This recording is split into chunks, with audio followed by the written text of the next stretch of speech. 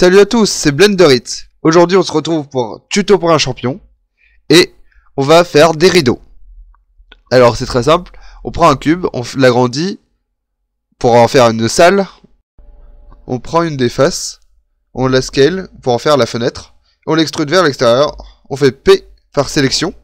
Et là on fait set origine, je tape set origine et je mets origine to géométrie. Là on utilise CTRL R, on fait des coupes en longueur et en largeur. On prend 1 sur 2 des arêtes. Et on va dans Vertex Group.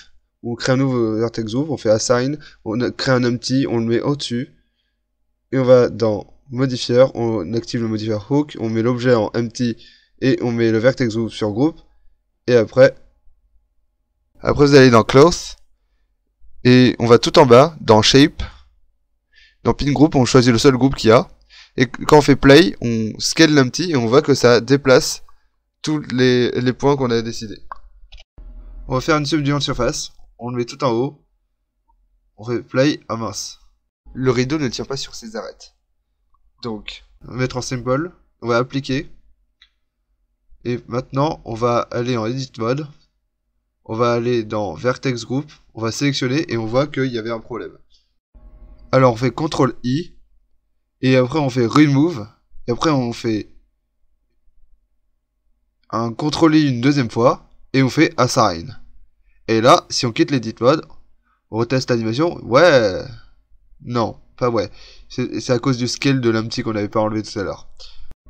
Là on fait Play. On scale l'empty. Et on voit que les rideaux ils suivent le mouvement des pin groups. Donc là on peut activer le self collision pour plus de réalisme. Donc là on scale doucement, sans brusquer. On fait pause. On sélectionne le rideau. On va dans modifier, on fait appliquer. Et là on duplique le rideau. On les met dans le même objet avec CTRL J. Le bas du rideau sera pas un peu trop bas. Bon, on va passer en edit mode, on le remonte. Voilà. Les rideaux, ils sont pas bien placés.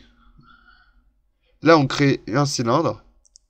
On le fait rotate 90 degrés. On le déplace à peu près au bon endroit. On fait S Shift X.